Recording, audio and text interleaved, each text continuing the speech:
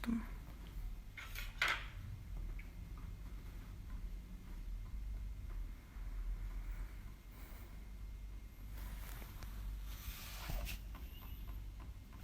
Нұрлан сәлем. Камерамен сөйлеуге болма негізі. Солай қояйын ба? Давайте онда солай қояйын, иә. Бере салыңыз. Артына нәрсе оқып қойын ба, нетеді.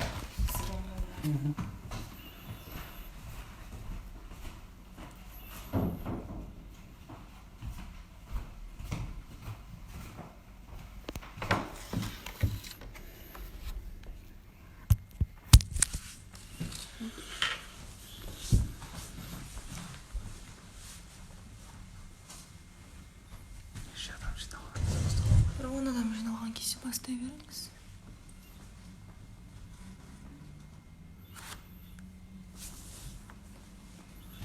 Қазір мен 2 сотқа алып келейін.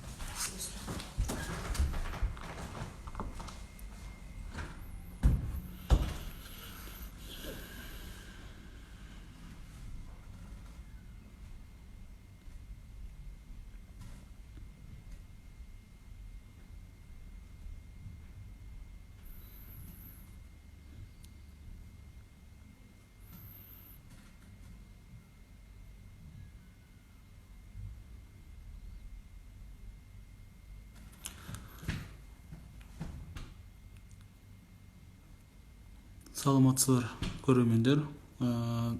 Дулат Рашидович, уалейкум ассалам.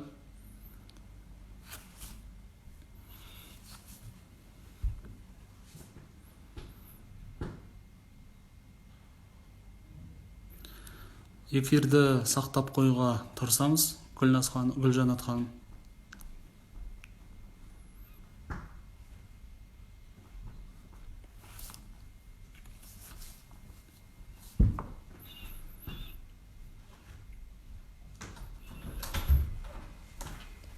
Бастай беріңіз. Құрметті көрермендер, енді бүгінгі осы бекітілген тақырыбымызды бастай берсек болады. Жалпы енді бүгінгі қозғайын деп жатқан тақырыбымыз балақты қысқарту мен ниқаптың діндегі орны. Қазір өзі осы актуалды болып тұрған мәселелердің бірі болып табылады. Жалпы осы көбінесе жат ағым дін өкілдері балағында жаңағындай қысқартпасаң, яғни балағың ұзын болатын болса тозақта деген сияқты осындай адасқан деген секілді ауыр үкімдер беріп жатады. Жалпы енді осы балақты қысқартудың негізгі жалпы діндегі орнына көңіл бөлетін болсақ, жалпы негізі балақты қысқарту өзі негізі киімнің әдептеріне болып табылады.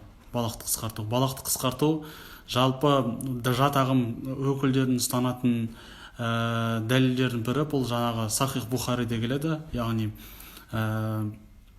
балақтың жаңағындай төмен болуы тозаққа келеді, орны тозақта деген сияқты осындай мәндегі хадистерді алып осындай үкім шығаруда. Бірақ жалпы негізі біз өзі ислам діні жалпы бір хадис келетін болса, біз тек қана бір хадиспен ғана шектелмейміз. Мысалы осы балақты қысқарту мәселесіндегі басқа да хадистерді үңіліп қарайтын болсақ, сол кезде осы балақты қысқартудың негізгі түпкі мәні шығатын болады. Жалпы осы Сахих Бухари жаңағындай жинағында, хадистер жинағында осы балақты қысқарту мәселелердің бірінде былай деп келеді. Абдулла ибн Омардан жеткен хадисте пайғамбар саллаллаху айтады дейді. Яғни қиямет күні Алла Тағала жаңағындай киімін сүйретіп жүрген тәкаппар адамға қарамайды деп айтады. Сонда өздеріңіз білетіндей жаңағы пайғамбарымыздың серігі, досы Абу Бакр өзі жаңағындай уайымдап сауалын тастайды. Я Расулла, яғни Алланың елшісі, мен балағымның жаңағы несін қадағаламасам түсіп кете береді деп осылай сауалын тастайды. Сонда пайғамбарымыз саллаллаху ей Абу Бәкір, сен оны тәкаппарланып істейтіндерден емессің деп жауап береді. Бұл жердегі мақсат не? Бұл жердегі мақсат шалбарды қысқа етіп кию емес. Бұл жердегі мақсат адамды тәкаппарлықтан қайтару, яғни тәкаппарлық ниетімен кию. Мысалы қазір алып қарайтын болсақ, жаңағыдай қазіргі заманда ешқандай адам мысалы балағының етегінің ұзын қылып киетін болса, оны сен жаңағыдай мына адамды қарашы тәкаппарланып киіп бара жатыр деп айтпайсың. Және де бұл жердегі айтудағы мақсат жалпы осы. Басқа да хадистерін алатын болсақ, яғни пайғамбар саллаллаху алейхи хадистері көп келген осы балақты қысқарту мәселесінде. Балақты қысқарту мәселесіндегі барлығы осы тәкаппарлық ниетінде айтылған. Яғни егер тәкаппарланып кететін болса, дандайсынып кететін болса, өзін бір жоғары етіп кету санайтын болса, бұл жаңағыдай тозаққа апаруға себеп болады. Себебі өйткені пайғамбар саллаллаху алейхи хадис бар, тәкаппарлық жайында кімнің шандай түйіріндей жаңағыдай жүрегінде тәкаппарлық болатын болса, ол адам жәннатқа кірмейді деген пайғамбарымыз саллаллаху алейхи хадисі бар.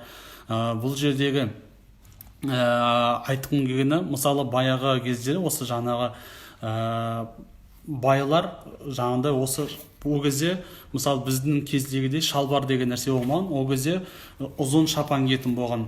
Сол кезде осы байлар өздерінің мақтан етіп көрсету үшін ұзын шапан киген, яғни жерге сүйретіп жүретін болған. Яғни бұл олар жаңа байлар өздерінің байлықтарымен мақтанып, яғни өздерін көрсету мақсатындағы нәрселермен жаңағыдай, яғни ерекшеленгісі келген, яғни осындай жерге сүйретіп жүріп жаңағыдай өздерін бай еткісі келген.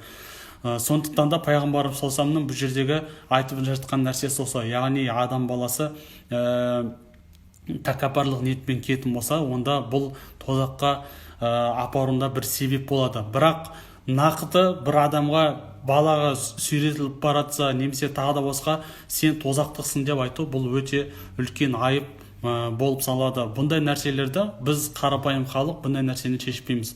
Бұндай нәрселерді мысалы кезінде үлкен жаңағыдай қадилар дейді ғой, яғни қазіргі тілбен айтқанда сот, яғни сот үкімдері, мысалы жаңағыдай прокурорлар демекші, сондай адамдар шешкен. Мысалы жаңағыдай балақты осы балақты жаңағыдай үлкен мәселеге айналдырып отқан осы жатағым өкілдері көбінесе.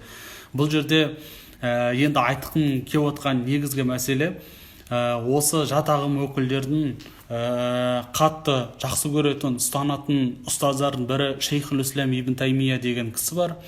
Ол кісі өзінің Маджму аль-Фатауа деген кітабы бар. Маджму аль-Фатауа деген, яғни қазақша аударған кезде пәтуалар жинағы деген кітабы. Сол пәтуалар жинағы кітабында Ибн Таймия былай деп айтады: кімде-кім егерде киімді сарандық ниетімен кимейтін болса, онда оған сауап жазылмайды дейді. Егер ол бір көркем киімді, яғни әдемі киімді харам санап кимейтін болса, онда ол күнәһар болады дейді. Және де егерде ол қандай да бір адам киімді киген кезде жаңағыда құлшылықты орындау мақсатында, әдемі жүру мақсатында, яғни дінді жаю мақсатында сондай көркем бір көрініп киетін болса, онда оған сауап жазылады деп айтады. Және де егерде ол киімін тәкаппарлық ниетімен киетін болса, яғни өзін көрсету мақсатында киетін болса, онда ол жаңағыдай айтқандай тәкаппарлық ниетімен киетін болса, онда ол күнәһар болады деп айтады. Сондықтан да жаңа Ибн Таймия ары қарай сөзін жалғайды. Сондықтан да кез келген осы жаңағыдай киімді төмен түсірудегі келген хадистердің бәрі жаңағыдай тәкаппарлық ниетінде деген сөздері бар. Және де жаңа алдындағы Абдулла ибн Омардан келген хадистегі хадисті келтіреді. Сондықтан да егер де осындай бір жағдай болып жатқан кезде, мысалы жаңағыдай жат ағым өкілдерімен сөйлескен кезде, осы Ибн Таймияның кітабында келген сөзді келтірсеңіздер болады. Себебі өйткені бұл осы жаңағы жалпы салафизм дейміз ғой, осы салафизм ағым өкілдері осы Ибн Таймияны жағы қатты өте құрметтейді. Және де бұл жалпы салафизм ағым өкілдерінің бір жағы қалай айтсам болады, адасатын тұстары, бұл ағым өкілдері кез келген нәрсені буквально тікелей түсіну нәрсесі бар. Яғни бұл кісілер мысалы жаңағыдай балақ қысқарту болсын, тағы да басқа да келген хадистегі мәтіндегі хадистерді тікелей түсінеді, немесе хадистің контекстін до конца алмай, тек қана керек жерін ғана қырқып алады. Мысалы бұл нәрседен одан кейін адасушылық пайда бола бастайды. Яғни мысалы былай айтар болсақ, Маун сүресі бар мысалы Құранда Маун сүресінде фауаилул лил мусоллин деп айтады. Яғни фауаилул лил мусоллин дейді, яғни намаз оқығандарға өкініш болсын дейді. Егер біз тек осы аятты алатын болсақ, онда не шығады? Мысалы, демек онда намаз оқитындарға Алла Тағала өкініш болсын деп жатыр. Бұл тек қана осымен қатып қалатын болсақ, онда қиын болады. Ал егер біз кез келген нәрсені мысалы алатын болсақ, жаңағыдай ашып қарайтын болсақ, мысалы аяттың жалғасында былай деп аталады: «Әлләзина хум ан салатихим сағун», яғни олар намазына немқұрайлы қарайды. «Әлләзина хум юрауна», яғни олар намаздарын көрсету үшін оқиды дейді. Сондықтан да бұл жердегі мақсат не? Мысалы қандай намаз оқушыларға не болсын, өкініш болсын деп жатыр? Жаңағы намазын немқұрайлы оқитындарға, намазын көрсету үшін оқитындарға, мысалы жаңағындай мені көрсін, мені білсін намаз оқитын деген сияқты, осындай намаз оқушыларға өкініш болсын деп жатыр. Демек жаңағы балақтың мәселесіне келген кезде, мысалы балақтың тек қана төңірегінде қатып қалатын болсақ, мысалы жаңағындай тек қана осы бір хадиске алмай, басқа хадистерге де сүйенгеніміз дұрыс. Мысалы бір нәрсені зерттеген кезде толыққанды тақырыпты ашатын нәрсені зерттеу керек. Мысалы тек қана бір-екі хадиске жабысып алып, бұл болды, бітті, міне пайғамбарым саллаллаху алейхи вассалам осы балақты қысқартуды жаңағыдай міндеттеп адамдарға, оны қысқартпаса ол тозақтық деген сияқты нәрселерді айту өте үлкен адасушылық болып есептеледі. Жалпы құрметті көрермендер, сіздердің сұрақтарыңызға эфирдің соңына жауап берсем, қазір өзім осы ойымдағы мәселелерді соңына дейін айтып кетейін, және де Алла қаласа сіздердің сұрақтарыңызға жауап беруге тырысамын. Жалпы енді балақ мәселесін үлкен дауға айналдырудың қажеті жоқ. Яғни адам баласы, бұл жердегі түсінетініміз, егер адам баласы мысалы жаңағыдай өзінің ұятты жерлерін жабу, және де Алла Тағаланың жаңағыдай парыздарын орындау үшін әдемі киіну болса, Алла Тағаланың жаңағыдай бұйырған нәрсесін көркем ету мақсатында келетін болса, онда өте жаңағыдай өте жақсы болады. Яғни жалпы ең бастысы бұл жерде тәкаппарлық ниеті мақсатында болмаса болды. Енді ниқаб мәселесіне келетін болсақ, жалпы енді ниқаб мәселесі қазіргі таңда өте бір үлкен шулы мәселелердің бірі.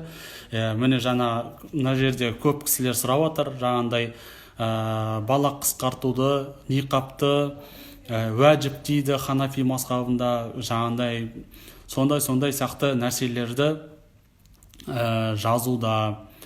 Енді жалпы осы нәрсені ашықтап нақтылай түссек, жалпы негізі ниқаб деген өзі шариғатта өзі бетті бүркемелеу, жабу деген мағыналарды білдіреді. Жалпы ниқаб қазіргі таңда жаңағыдай осы біздің елімізде әсіресе Ханафи мазхабын ұстанып жүрген көп кісілер, мысалы жаңағы Исрафил Бегей деген кісілердің уағызында, яғни ниқабты уәжіп деп, яғни міндет деп айтуда. Жалпы енді бұл жерде жауап бере кетейік. Жалпы негізі өзі Алла Тағала Құранда бізге Нұр сүресінің 31 аятында орамалдың парыздығын айтқан. Негізі бірінші осы нәрседен бастасақ, яғни бірінші орамалдың парыздығын айтқан. Енді жағы осы, енді жалпы осы айтуды мына жердегі мақсат, мысалы жаңағы ниқаптың уәжіптігін жаңағындай осы көп кісілер, жалпы басқа жат ағым өкілдерді көп ғұламалардың сөздері, мысалы қазіргі сәләфизм ғұламаларын, мысалы жаңағындай Ибн Усаймин, жаңағы Ибн Баз, Альбани сияқты сол кісілер сияқты кісілердің сөздерін келтіреді, яғни ниқапты уәжіп міндеттеп кию керек деген мәселені. Жалпы енді ниқапты кимеудегі, мысалы жаңағындай ниқапты бұл мұбах амалынан екеніне, жалпы ниқаптың уәжіп емес екеніне мысалы дәлелдер бар. Енді бірінші айтар болсақ, жаңағындай пайғамбарымыз саллаллаху алейхи вассаламның мысалы хадистерінде келеді. Мысалы жаңағындай пайғамбар саллаллаху алейхи вассаламның бір хадисінде Айша анамыздан риуаят етіледі. Айша анамыз жаңағындай, бұл хадис Абу Дауудте келеді. Пайғамбар саллаллаху алейхи вассалам жаңа Айша анамыздан риуаят еткен хадисте Абу Бакр радиаллаху анхуның қызы Асма деген, Асма бинт Абу Бакр, яғни Асма анамыз, мысалы осы пайғамбарымыз сол кезде осылай деп айтады: ей Асма, егерде әйел баласы балиғат жасына жететін болса, оған жаңағындай пайғамбар саллаллаху алейхи вассаламның бетімен білезіктерін көрсеткен, яғни қолдарын көрсеткен, осы жерлерінен басқасының бәрі әурет деген. Яғни бұл жердегі шығатын нәрсе, егер ниқап тағу, жаңағындай қолға қара кию, мысалы жаңағындай қазіргі кезде тек қана ниқаппен шектелмей қолдарына да келеді ғой, мысалы, яғни ол да әурет болып есептеледі деп. Егер де әурет болған жағдайда, онда пайғамбарымыз саллаллаху алейхи вассалам бұл нәрсені де айтар еді. Себебі өйткені пайғамбарымыз саллаллаху алейхи вассалам дінді жеткізген кезде бір нәрсесін жасырып қалмайды ғой, барлығын жаңағындай толыққанды жеткізеді. Енді жалпы негізі жаңағындай пайғамбар саллаллаху алейхи вассаламда Құранда аят келеді, Ахзаб сүресінде былай деп айтылады: саған бұдан кейін әйелдер өз сұлулықтарымен қызықтырса да халал емес деген аят түседі. Енді қараңыздар, егер де мысалы жаңағындай сіз бір әйелдің сұлулықтарына қараған кезде, сіз оның жаңағындай егер тұмшаланған болса, сіз оның қандай сұлулығын естисіз? Мысалы бұл жерде түсінетініңіз жаңағындай беттің жаңағындай жалпы беттің ашық болғандықтан сіз оның сұлулығын қарайсыз, дұрыс па? Мысалы егер сіз беттің сұлулығы, яғни әйел адамның сұлулығы бет арқылы көресіз. Ал егер оның беті жабық болатын болса, сіз онда қалай жаңағындай пайғамбар саллаллаху былай Алла Тағала бұйырады, яғни саған сұлулықтар не істемесін дейді, жаңағындай қызықтырмасын деп айтады. Енді және де мысалы Құранда өздеріңіз білесіздер, Нұр сүресінде мысалы 31 аятында әйелдерге айтылған болса, 30 аятында еркектерге айтылған: ей мүміндер, яғни мүмін еркектер, көздерінде жаңағындай бөтен әйелге қараудан көздерін түсірсін дейді. Яғни көздеріңді түсіріңдер деп бұйырады, бөгде әйелге қараудан дейді. Енді бұл жердегі мақсат қараңыздар, мысалы егерде әйелге адамға мысалы бетті жабу уәжіп болған болатын болса, яғни бетті жабу міндет болған болатын болса, онда Алла Тағала не үшін бізге көзді басуды бұйырды? Бұл жердегі сонда мақсат не? Мысалы жаңағыдай Алла Тағаланың көздеріңді бөгде әйелдерден сақтасын деген, яғни көздерін түсірсін деген. Бұл жердегі мақсат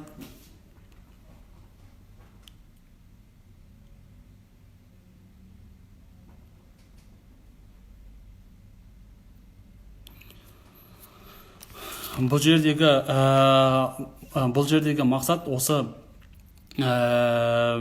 жаңағындай Алла Тағала бізге көздеріңді түсіріңдер деген мақсаттағы мәселе осы. Яғни егер әйел адам ниқап тағатын болса, онда бұл мәселе жүрмес еді. Яғни көздерді онда түсірудің қажеттілігі шамалы болады, әйел адам толықтай тұмшаланған болса. Және де тағы да бір хадисте пайғамбар саллаллаху хадистер келеді, егер сендерді әйелдердің бір әйелді көрсе оның сұлулықтары ғажап тыңдарса деген жаңағындай хадисі бар. Және де пайғамбар саллаллаху қоштасу қажылығында Фазл ибн Аббас деген атты сахабамен бірге тұрған кезде, сол кезде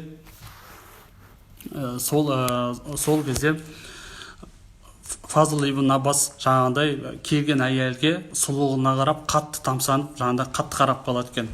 Сол кезде пайғамбар саллаллаху оның жүзін басқа жаққа бұрып жібереді.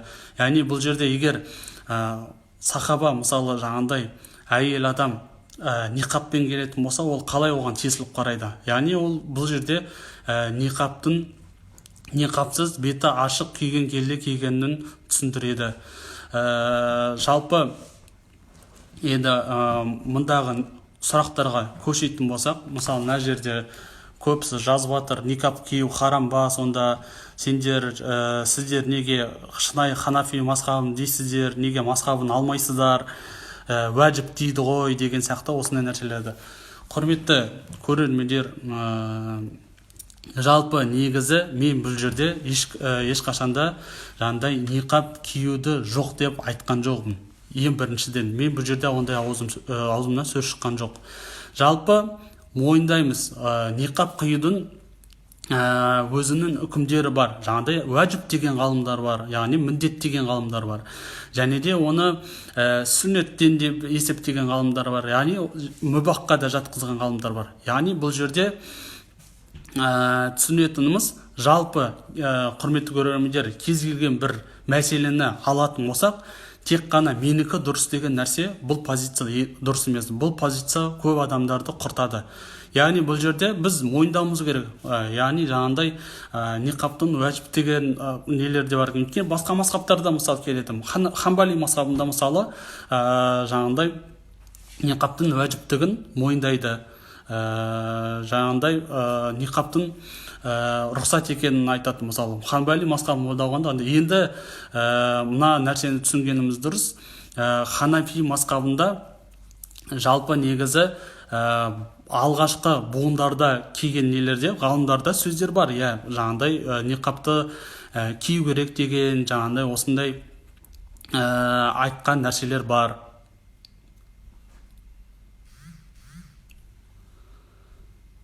Осы айтқан нәрселер бар. Енді айтқым келіп отқан мәселе, мысалы енді бұл жерде де мысалы ниқапты жаңағындай кимеуге болатынында мен де жаңағындай өзімнің дәлелдерімді келтірдім.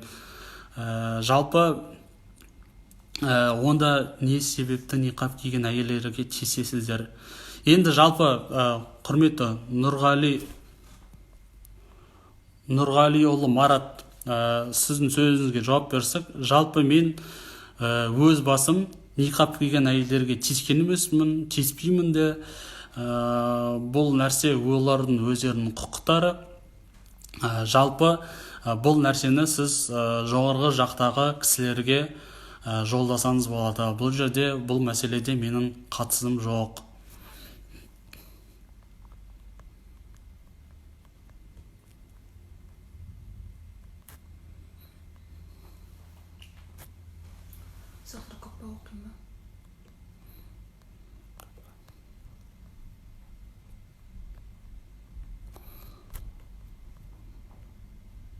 Нұрғали Маратұлы, сізді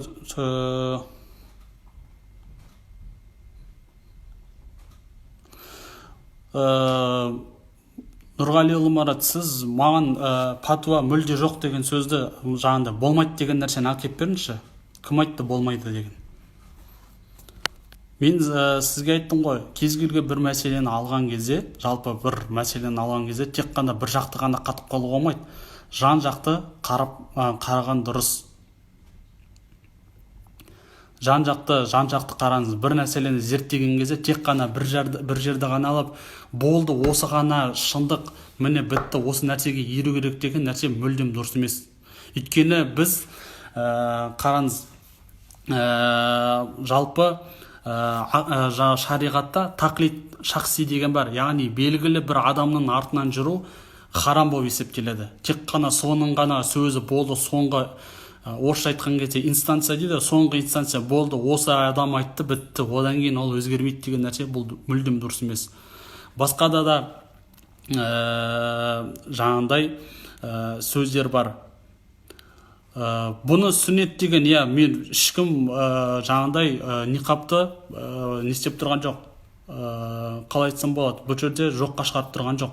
Бірақ қазіргі кезде жаңағындай бұл нәрселерді көтерудің қажеті шамалы. Себебі өйткені өзі жаңағы сол ниқапты уәжіп деген ғалымдардың сөзін оқитын болсаңыз, бұл жерде жаңағындай бір фитна жайлаған заманда жалпы жаңағындай сондай әйел адам осы сол өзінің сұлулығымен адамдарды бұзады, еркек адамдарды бұзатын болса, бір жаңағындай пасықтыққа әкелетін болса, онда бұл жаңағындай сіз айтқандай уәжіп болар еді. Бірақ қазір ондай заман жоқ. Мысалы жаңағындай тіпті сіз өзіңіз білесіз, мысалы қазір орамал таққан қарындастарымыз көшеде кетіп баратын болса, қазір кез келген бір азамат ішіп алып кетіп баратқан болса да, ол әйел адамға қарамақ түгілі 2 километр алыстан қашып кетеді, мысалы бұл айтқан кезде. Сондықтан да жаңағындай мен сізге қайталап айтамын, бар деп жатырмын, жоқ деп айтқан ешкім жоқ. Бірақ дей тұрғаны мен қазіргі кезде оның уәжіптік дәрежесіне қазір келмейді. Себебі өйткені ол кезіндегі ғалымдардың сөздерінен істеген жаңағындай алғашқы буындардағы. Қазіргі таңда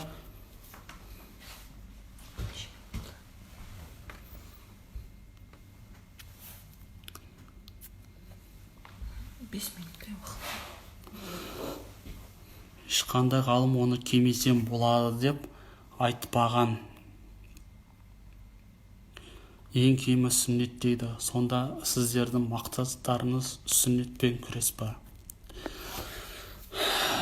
Жалпы сіз Нұрғали Маратұлы, мен сізге бағанадан бері жалпы түсіндіріп жатырмын. Бағанада да мысалы мен осы ниқап мәселесіндегі дәлелдерді айттым. Сіз оны тыңдап жатқан жоқсыз, сіз өзіңіздің ойыңыз ғана тықпалап жатсыз. Сондықтан да мен айтарым, мен сіздің ойыңызбен келіспеймін. Яғни сіз былай айтқан кезде бір соңғы тоқтайтын адам емессіз, сіз де ғалым емессіз. Жалпы мен бұл ниқап мәселесіндегі өзімнің ұстанатын ғалымдарым бар. Жалпы мен сізге тағы да қайталап айтамын, мен жаңағындай осы мәселеде келген үкімдердің барлығын мен жоққа шығармаймын. Түсінікті жаңағындай анық тілмен айттым деп есептеймін. Сондықтан да бұл жерде мен ешкім сүннетпен күресейін деп жатқан жоқ, сүннетпен ешкім күресіп жатқан жоқ. Егер сүннетпен немесе тағы нәрсемен күрескен болса, онда біз баяғыдан бері Өзбекстанның күйін кешетін едік. Мысалы қазір бұрын Өзбекстанды қараңыз, қандай болды. Мысалы көп кісілер мысалы жұма намазынан, жаңағындай намаз оқудан айырылып қалды. Мысалы жаңағындай көптеген нығметтен айырылды. Сондықтан да бір жақты қатып қалған нәрсе.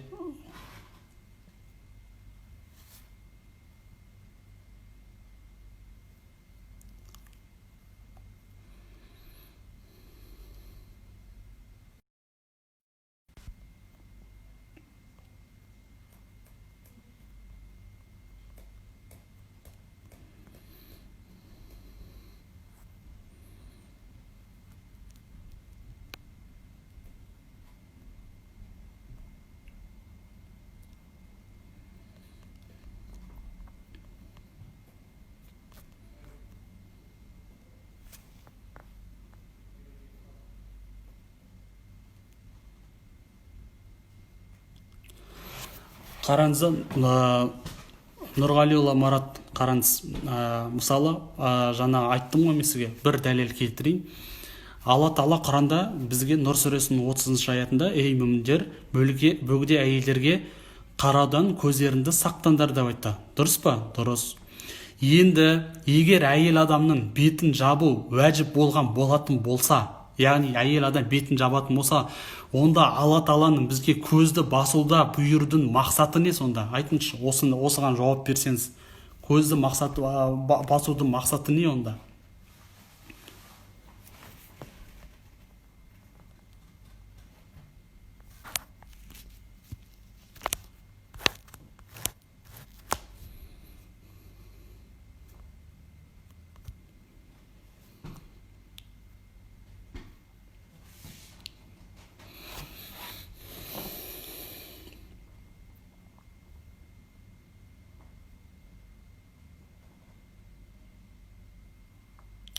Жоқ, сіз Нұрғали Алмаратта, сіз тақырыптан ауытқымаңызшы. Сіз жаңа өзіңіз қатты отырдыңыз, осылай деп. Енді маған жауап беріңіз. Бұл жерде егерде жаңағыдай бетті жабу міндет болған болса, немесе жарайды сүннет болған болса, онда пайғамбарымыз саллаллаху алейхи вассаламның әйел адамға көзін қарауда, яғни кешіріңіздер, пайғамбар саллаллаху алейхи вассалам Алла Тағаланың бізге еркек адамдарға көзін түсірудегі мақсаты не, осыны айтыңыз.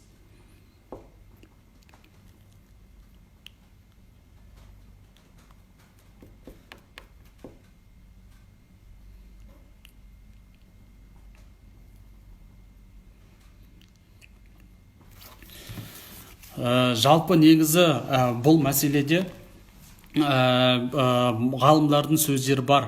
Яғни осы жаңаға әйел адамдардың беті мен жүзі әурет емес деген, яғни ашық жүрсе болады деген сөздер бар. Оның мен қазір енді барын айтпай қояйын, мен өзім есімде бар. Имам Мардауи Аль-Хамбали деген кісі Инсаф деген кітабында келтіреді. Имам Табари өзінің Жамиғул Баян деген кітап, яғни тәпсір кітабында бар осы мәселе, яғни әйел адамның бет әурет емес екенін. Және де Имам Байхақидің Сунанул Кубро кітабында келеді. Имам Бағауидің Шархы Суна деген кітабында келеді. Имам Ибн Абдул-Бар Аль-Малики, сол кісінің жалпы Ат-Тафрид деген кітабы бар. Осы көптеген кітаптарда, яғни ғалымдар бар айтқан, яғни бұл жерде әурет емес деген.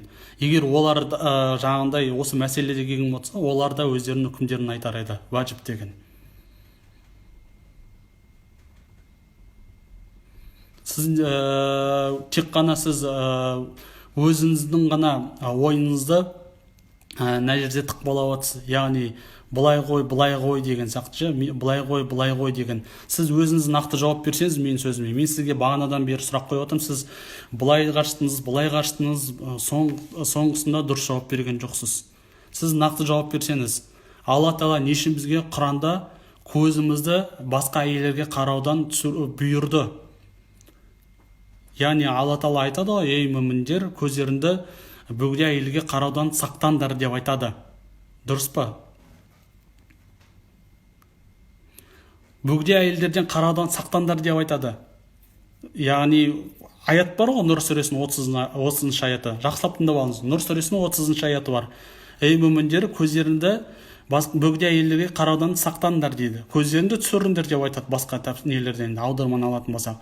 Енді егерде әйел адамды беті жабу міндет болатын болса, онда Алла Тағаланың бізге көзді басудан бұл жердегі мақсат не? Осыны жауап берсеңіз. Сізді енді мен сұрағымды, менің қойған немді тыңдай білсеңіз, тек қана өзіңіздің сөзіңізді айтпай.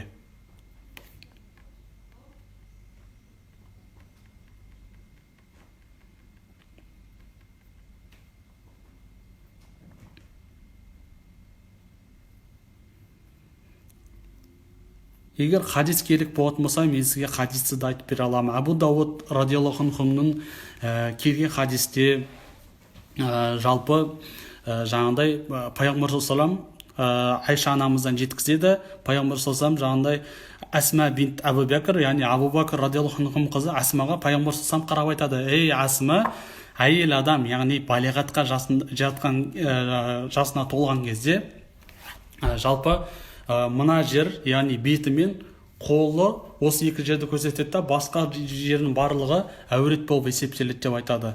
Жалпы осы хадисте бар. Ал егер ол никап кию сіз айтқанда міндет болған болатын болса, онда пайғамбар саллаллаху алейхи вассалам міндетті түрде айтар еді. сіз менің сұрағыма толық жауап бермедіңіз дейді.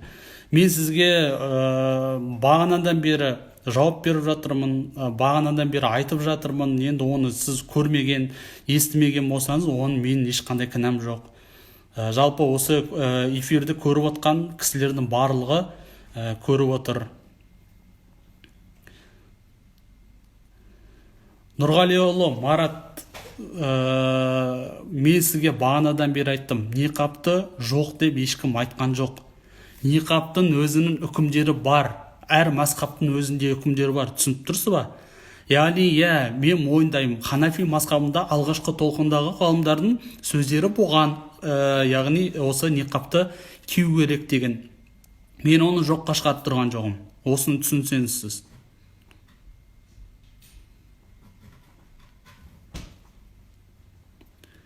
Сіз өзіңіз бірде бар дейсіз, бірде жоқ дейсіз.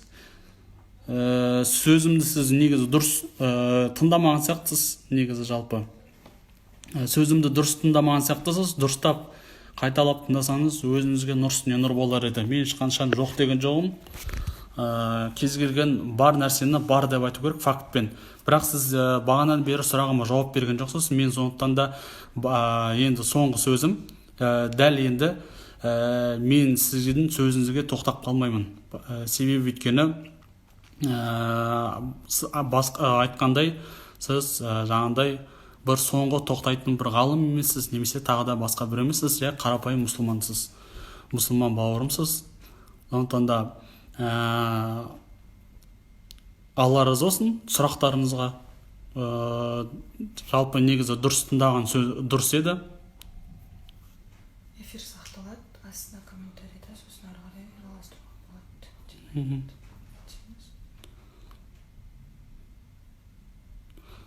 Негізгінде эфир негізінде бұл сақталады. Сұрақтарыңыз болса, негізі комментарийді ары қарай жаза беріңіз. Мен мүмкіндігінше сізге жауап беруге тырысамын. Жалпы енді негізі өзі осы мәселені аяқтаудың да өзі уақыты келіп қалды. Егер де бір-екі сұрақтарыңыз болса, тезірек жауап бере кетсек, тағы да басқа. Мына жерде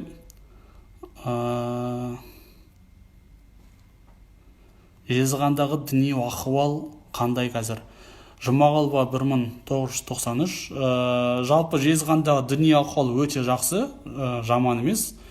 Аллаға шүкір, ешқандай былай айтқан кезде қатты туындап тұрған мәселе жоқ. Барлығы бір қалыпты.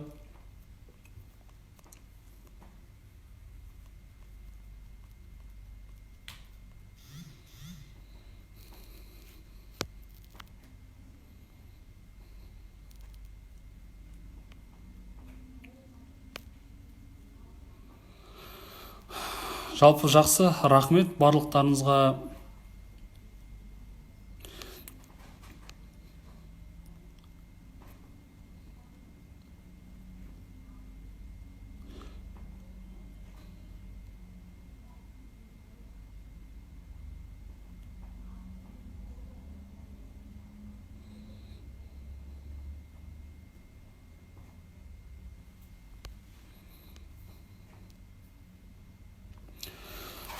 Жалпы сұрақтарыңызға рахмет, тыңдағандарыңызға да рахмет. Сіздерге Алла Тағала баршаларыңызға разы болсын. Жұмыстарыңызға береке берсін. Жалпы енді қандай сұрақтарыңыз болса, осы эфир басында айтып өткенде сақталады. Осы қандай да бір сұрақтарыңыз болса, сол эфир жаңағы комментарийға жазып қойсаңыздар болады. Алла қаласа шама келгенше жауап беруге тырысамын. Баршаларыңызға жақсылық тілеймін. Қош сау болыңыздар.